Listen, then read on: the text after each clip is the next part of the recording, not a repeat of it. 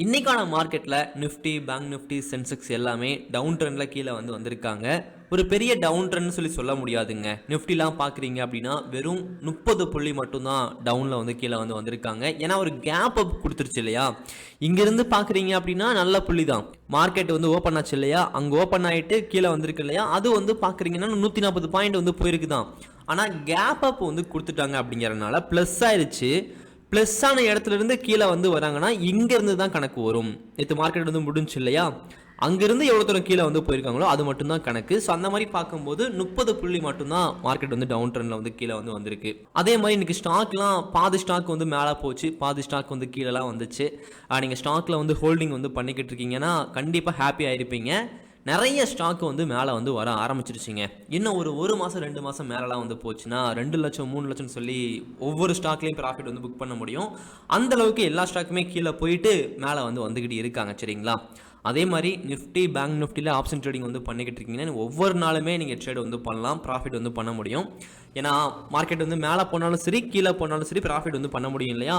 ஆனால் இன்றைக்கான மார்க்கெட்டில் பார்க்குறீங்கன்னா சைடுவேஸில் போனதுனால எப்போவுமே என்ட்ரி கொடுக்கக்கூடாதுங்க. நான் நேற்று 2 புள்ளி கொடுத்துருந்தேன். 25,150 5 மினிட் டைம் ஃப்ரேமில் மேலே பிரேக் அவுட் பண்ணுறேன். நிஃப்டி மேலே போகலாம், அதுவே கீழே பிரேக் அவுட் பண்ணுறேன்னா முக்கியமான ப்ரீவியஸில் இது இந்த அளவுக்கு பக்கமாக நான் கொடுத்துருந்தாலும் மார்க்கெட் அந்த லைனுக்கு மேலே ஓப்பன் பண்ணிவிட்டு கீழே வந்துட்டாங்க. நான் ஒரு 100 நாளுக்கு மேலே இது சொல்லியிருப்பேங்க. இந்த மாதிரி இந்த லைனுக்கு மேலே ஓப்பன் பண்ணிவிட்டு கீழே வராங்க அப்படின்னா உடனே என்ட்ரி கொடுக்கக்கூடாது. இங்கே மேலே என்ட்ரி கொடுக்கக்கூடாது, கீழே என்ட்ரி கொடுக்கக்கூடாது. வெயிட் பண்ணுங்க. வெயிட் பண்ணி திரும்பியும் மார்க்கெட் இந்த லைனுக்கு மேலே போச்சுன்னா இங்கே என்ட்ரி கொடுக்கலாம். இல்லைனா டே ஹை மார்க் பண்ணி அங்கே பிரேக் அவுட் பண்ணும்போது என்ட்ரி கொடுக்கலாம்.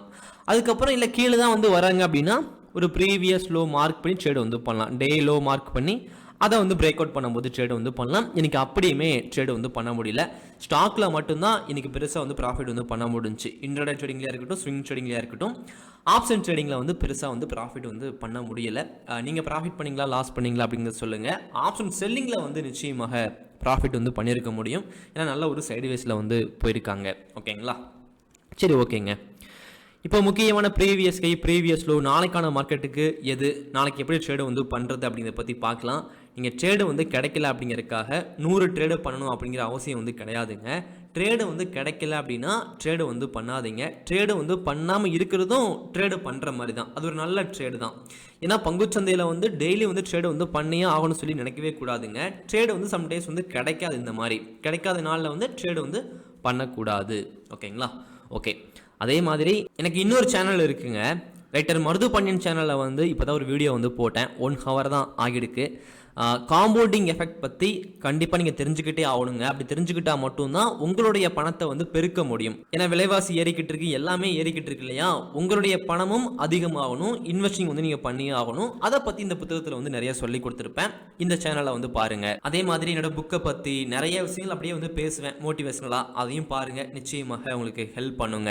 நீங்கள் நியூ சேனலை பார்க்குறீங்க அப்படின்னா நான் ஒரு 5 புத்தகம் எழுதியிருக்கேங்க. பங்குச்சந்தைக்காகவும் பிரபஞ்சத்தை பற்றியும் மோட்டிவேஷனலாகவும் புத்தகம் எழுதியிருக்கேன். இந்த ஆசான் 1 இருக்கு இல்லையா, இதை நீங்கள் படிக்கிறீங்க அப்படின்னா பங்குச்சந்தையை பற்றி அடிப்படை எல்லாமே ரொம்ப ரொம்ப ஸ்ட்ராங்காக கற்றுக்க முடியும். இதை ஒரு டைம் படிச்சிட்டிங்கன்னா அடிப்படை எல்லாமே ரொம்ப ரொம்ப ஸ்ட்ராங்காக தெரிஞ்சிருங்க. ஓகே. பார்ட் 2 பார்க்குறீங்க அப்படின்னா அட்வான்ஸான ஸ்ட்ராட்டஜி கொடுக்கப்பட்டிருக்கும். நீங்கள் ஸ்ட்ராட்டஜிக்காக ஒரு புக்கு படிக்கணும் அப்படின்னா இந்த புத்தகம் படிங்க. ஆசான் புத்தகத்திலேயே அதிக ரேட்டிங் கிடச்சது இந்த ஒரு புத்தகத்துக்கு தான். சரிங்களா. ஸோ அதே மாதிரி ஆசான் பாகம் 3 இப்போ தான் நான் லான்ச் பண்ணியிருக்கேன். இந்த புத்தகம் நீங்கள் படிக்கிறீங்க அப்படின்னா பங்குச்சந்தையில் நஷ்டமே இல்லாமல் லாபம் பண்ணுறதுக்கான ஸ்ட்ராட்டஜி கொடுக்கப்பட்டிருக்கும். இதை நீங்கள் 1 டைம் படிச்சிட்டிங்கன்னா பங்குச்சந்தையில் நஷ்டம் பண்ண மாட்டீங்க. தேவையில்லாமல் போய்ட்டு ஏன் நஷ்டம் பண்ணணும், நஷ்டம் பண்ணாமல் ட்ரேடு பண்ணுறதுக்கு எவ்வளோ ஸ்ட்ராட்டஜி இருக்குன்னு சொல்லிட்டு அது நீங்கள் பண்ண ஆரம்பிச்சிடுவீங்க. ஸோ டைம் இருந்தால் புத்தகம் வாங்கி படித்து பாருங்கள். உங்கள் டைம் நிச்சயமாக வீணாகாது. அதே மாதிரி இந்த புத்தகம் நீங்கள் படித்து முடிச்சிட்டிங்கன்னா இன்னும் ஒரு 1000 புத்தகம் நீங்கள் படித்து முடிப்பீங்க. புத்தகம் படிக்கிற ஆர்வம் நிச்சயமாக அதிகமாகுங்க. ஓகே. அதே மாதிரி ஃப்ரீ கோர்ஸ் வாங்காதவங்க சீக்கிரம் வாட்ஸ்அப்பில் காண்டாக்ட் பண்ணி வாங்கிக்கோங்க. 3 புத்தகம் வாங்கியிருந்தீங்க அப்படின்னா நான் ஃப்ரீ கோர்ஸுமே சென்ட் பண்ணி வச்சுருவேன். சரிங்களா. ஓகே. இப்போ நிஃப்டியில் 1 day டைம் ஃப்ரேமில் முக்கியமான இப்போ நிஃப்டியில் 1 day டைம் ஃப்ரேமில் மார்க்கெட் எப்படி போய்கிட்டு இருக்கு அப்படின்னா நிறைய குழப்பங்கள் இந்த இடத்துல, நிறைய குழப்பங்கள் இந்த இடத்துல. இங்கே பார்க்குறீங்கன்னா ஒரு ஈவினிங் ஸ்டார் போட்டு கீழே வந்தாங்க. திரும்ப இங்கேருந்து மேலே போகிற மாதிரி காமிச்சாங்க நேற்று. திரும்ப இன்றைக்கி ஒரு கேப் அப் கொடுத்துட்டு கீழே வந்திருக்காங்க. ஸ்டாக் எல்லாமே மேலே ஏறி இருக்குது. ஸோ இன்றைக்கி ஆக்சுவலாக மார்க்கெட் மேலே தான் எடுத்துகிட்டு போயிருக்காங்க, மேலே தான் வந்திருக்கு. ஆனால் ரெட்டாக வந்து காமிச்சிருக்காங்க. ஒரு கேப் அப் கொடுத்து கீழே வந்து ரெட்டாக வந்து காமிச்சிருக்காங்க, பயம் காட்டுறதுக்காக. ரொம்ப ரொம்ப கவனமாக இருங்க. நிறையா ப்ளேலாம் வந்து நடக்கும். ட்ரேடிங்கில் வந்து சும்மா கேண்டில் உருவாகுது கீழே போகுது அப்படிலாம் கிடையாது. இந்த இடத்துல நிறைய பேர் செல் பண்ணுறாங்க, பை பண்ணுறாங்க, வேகமாக வந்து செல் பண்ணுறாங்க. எஃப்ஐஐ அண்ட் டிஐஏ வந்து இருக்கிறாங்க பங்குச்சந்தையில், நிறையா ப்ளே பண்ணுவாங்க. அதெல்லாம் வச்சு தான் நம்ம ட்ரேடு வந்து பண்ணணுங்க. அவங்களுடைய டார்கெட் வந்து நம்மள மாதிரி சாதாரண ட்ரேடர் தான். பெரிய பெரிய கம்பெனிக்கெலாம் நம்ம தான் ஸோ அப்படி இறையாக இருக்கக்கூடாது. அவங்க கூட சேர்ந்து நம்மளும் ப்ராஃபிட் வந்து பண்ண ஆரம்பிக்கணும். ஸோ கேண்டிலை வந்து பார்க்குறத விட படிக்க ஆரம்பிச்சிருங்க. ஓகே, ஸோ 1 டே டைம் ஃப்ரேமில் மார்க்கெட் இப்படி தாங்க போய்கிட்டு இருக்கு. 1 ஹவரில் நீங்கள் பார்க்குறீங்க அப்படின்னா 1 ஹவரில் நாளைக்கு எப்படிங்க ட்ரேடு வந்து பண்ணுறது, நாளைக்கு முக்கியமான பாயிண்ட் வந்து பார்த்தோன்னே சொல்லிடலாம். எந்த பிரச்சனையும் இல்லை இந்த இடத்துல. 25,000 கரெக்டாக வந்து 110ங்க. 25,110 1 ஹவர் நாளைக்கு மேலே வந்து பிரேக் அவுட் வந்து பண்ணுறேன்னா பங்குச்சந்தை திரும்பியும் அப் ட்ரெண்டுக்கு வந்து திரும்புறதுக்கான வாய்ப்பு இருக்குது. அதே மாதிரி கீழே வந்து பிரேக் அவுட் வந்து பண்ணுறாங்கன்னா 25,010 இதை கீழே வந்து பிரேக் அவுட் வந்து பண்ணுறாங்கன்னா நிஃப்டி வந்து 1 ஹவரில் கீழே வந்து வரலாம். 5 மினிட்ல வந்து பார்க்குறீங்கன்னா சேம் பாயிண்ட் தான். மேக்ஸிமம் வந்து இந்த ஒரு ஓகே ப்ரீவியஸ் கை வந்து பார்க்குறீங்கன்னா 25,120 இங்கே ஒரு ப்ரீவியஸ் கை இருக்குது, இங்கேயும் இருக்குது. ரெஸ்பெக்ட் பண்ணி தான் கீழே வந்து வந்திருக்காங்க. அதே மாதிரி இங்கேயுமே ரெஸ்பெக்ட் பண்ணி தான் கீழே வந்து வந்திருக்காங்க. அப்படிங்கிறனால அதே பாயிண்ட்டை மேலே வந்து பிரேக் அவுட் வந்து பண்ணுறான்னா மேலே போகிறதுக்கான வாய்ப்பு வந்து இருக்கும். 25,120. அதே மாதிரி ப்ரீவியஸ் லோ வந்து பார்க்குறீங்கன்னா 5 மினிட்ல 25,000 இதை கீழே வந்து பிரேக் அவுட் வந்து பண்ணுறேன்னா கீழே வந்து போகலாம். நீங்கள் பிரேக் அவுட் நடக்கும்போது 5 மினிட்ல பிரேக் அவுட் நடக்கும்போது 1 ஹவர் கேண்டில் பிரேக் அவுட் பண்ணுறதுக்கு ஒரு 5 மினிட் 10 மினிட் தான் இருக்குது அப்படின்னா அந்த கேண்டிலையும் பிரேக் அவுட் பண்ணதுக்கப்புறம் ட்ரேடு வந்து பண்ணுங்கள். எல்லாத்தையுமே கவனிக்கணுங்க. பங்குச்சந்தை சின்ன ஒரு தப்பு பண்ணால் கூட அது லாஸ்ட்டில் கொண்டு போய் விட்டுரும். அதெல்லாம் பண்ணாமல் ப்ராப்பராக வந்து ட்ரேடு வந்து பண்ணுங்கள், சரிங்களா? ஓகே, அடுத்து சென்செக்ஸ் வந்து வேகமாக பார்த்துடலாங்க. சென்செக்ஸில் 1 டே டைம் ஃப்ரேமில் சேம் தான். இந்த இடத்துல ஒரு ப்ளே வந்து நடந்துகிட்டு இருக்குது, சரிங்களா? 1 ஹவரில் நீங்கள் பார்க்குறீங்க அப்படின்னா நாளைக்கு எப்படி ட்ரேடு வந்து பண்ணலாம் இதை பயன்படுத்தி. முக்கியமான ப்ரீவியஸ் கை 82,360ங்க. இதை மேலே வந்து பிரேக் அவுட் வந்து பண்ணுறான்னா மேலே வந்து போகலாம். அதுவே கீழே வந்து பிரேக் அவுட் வந்து பண்ணுறாங்கன்னா ப்ரீவியஸ் லோ 81,900 இது கீழே வந்து பிரேக் அவுட் வந்து பண்ணும்போது சென்செக்ஸ் கீழே வந்து வரலாம். 5 மினிட்ல வந்து பார்க்குறீங்க அப்படின்னா 5 மினிட்ல முக்கியமான பாயிண்ட்டு இந்த ஒரு ப்ரீவியஸ் ஹை 82,400ங்க. இதை மேலே வந்து பிரேக் அவுட் வந்து பண்ணுறாங்கன்னா சென்செக்ஸ் மேலே வந்து போகலாம். அதுவே கீழே வந்து பிரேக் அவுட் வந்து பண்ணுறாங்கன்னா 81,900 கீழே வந்து பிரேக் அவுட் வந்து பண்ணும்போது கீழே வந்து வரலாம். அடுத்து பேங்க் நிஃப்டி வந்து பார்த்துடலாம். பேங்க் நிஃப்டியில் 1 டே டைம் ஃப்ரேமில் மார்க்கெட் கீழே தான் வந்திருக்காங்க. இந்த இடத்துல நிறைய பேட்டர்ன்லாம் வந்து ஃபார்மாக இருந்துச்சுங்க. நேற்று வரைஞ்சி கொடுக்கலாம்.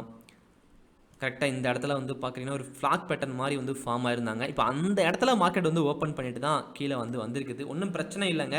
நல்லா பிரேக் அவுட் பண்ணுச்சுன்னா மேலே வந்து போகலாம், சரிங்களா? அதே மாதிரி கீழே வந்து வராங்கன்னா பாதி வரைக்கும் வந்து வந்திருக்காங்க இல்லையா, பாதி வரைக்கும் தான் வந்திருக்காங்க. நாளைக்கு பார்த்துக்கலாம். அது கீழே தான் பிரேக் அவுட் வந்து பண்ணுதுன்னா இது வரைக்கும் வந்து போகலாம், சரிங்களா? 1 ஹவரில் முக்கியமான ப்ரீவியஸ் லோ 56,590ங்க. இதை கீழே வந்து பிரேக் அவுட் வந்து பண்ணுறான்னா பேங்க் நிஃப்டி கீழே வந்து போகலாம். அதுவே மேலே வந்து பிரேக் அவுட் வந்து பண்ணுறான்னா ப்ரீவியஸ் ஹை இந்த இடத்துல 1 ஹவரில் வந்து பார்க்குறீங்க அப்படின்னா ஓகே இந்த ஒரு ப்ரீவியஸ் ஹை வந்து வரைஞ்சிக்கலாம். நிஃப்டி சென்செக்ஸில் அதே மாதிரி தான் வரைஞ்சிட்டு போங்க, அப்படியே வரைஞ்சிக்கலாம். 56,970.